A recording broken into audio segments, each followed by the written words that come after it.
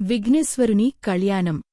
వినాయకుని వివాహం గురించి చక్కటి పౌరాణికగాథ. ప్రళయవేళ శ్రీ మహావిష్ణువు నాభి నుండి వచ్చిన తామరపువ్వుపై బ్రహ్మ అవతరించాడు. ప్రళయానంతరం విష్ణువు మేల్కుని జీవనసృష్టి కార్యకలాపాన్ని ప్రారంభించమని తన కొడుకైన బ్రహ్మను ఆదేశించాడు. బ్రహ్మ సృష్టి ఆరంభించాడు. కాని అంతా వక్రంగా ఉంది. అప్పటికీ ఎన్నో కల్పాలలో సృష్టి చేస్తూ వస్తున్న బ్రహ్మకు ఈ పరిణామం ఆశ్చర్యం కలిగించింది.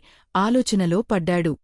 అప్పుడు నారదుడు కార్యారంభానికి ముందు వినాయక పూజ చేయనందువల్లే ఈ వైకల్పికము వచ్చిందని, గణేశ అర్చనం చేయమని బ్రహ్మకు బోధించాడు.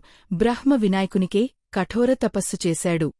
ప్రత్యక్షమైన వినాయకుడు బ్రహ్మ ఆంతర్యాన్ని గ్రహించి జ్ఞానం, క్రియలనే శక్తులను ఉపాసించమని బోధించాడు. బ్రహ్మ ఆ ఉపాసన చేశాడు. అప్పుడు ఆ రెండు శక్తులు సిద్ధ, బుద్ధి అనే రూపాలతో ప్రత్యక్షమయ్యాయి. బ్రహ్మ కోరిక మేరకు వారిరువురూ ఆయన కుమార్తెలుగా జన్మించారు. ఆ తరువాత బ్రహ్మ చేసిన సృష్టి సక్రమముగా కొనసాగింది. సిద్ధిబుద్ధులు యౌవనవతులయ్యారు. వారి వివాహం చేయాలని బ్రహ్మ సంకల్పించాడు. ఈలోగా నారదుడు కథ నడిపి సిద్ధిబుద్ధులు గణేశుని కోరుతున్నారని ఆయనకు చెప్పాడు. వినాయకుడు అంగీకరించాడు. తరువాత గణేశుడు మిమ్మల్ని కోరుతున్నాడని వారిద్దరికీ చెప్పాడు. బ్రహ్మ సమక్షంలో వినాయకుడికి పెళ్లి జరిగింది. నూతన వధూవరులను ఆశీర్వదించి నారదుడు వినాయకునివైపు ఆశ్చర్యంగా చూశాడు. అతని ఆంతర్యాన్ని గ్రహించిన వినాయకుడు, నారదా, మా మధ్య కలహం వస్తుదని నీవు భావించావు.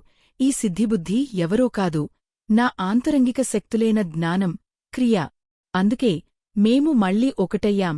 నీ కలహ చింతన లోకోపకారమైంది. భవిష్యత్ మానవుడు సిద్ధిబుద్ధి సమేతుడనైన నన్ను ఆరాధిస్తే వారికి సమస్త విఘ్నాలు తొలగా సుఖశాంతులు కలుగుతాయని చెప్పాడు. ఇది వినాయకుడి పెళ్లి కథ ఆంతర్యం.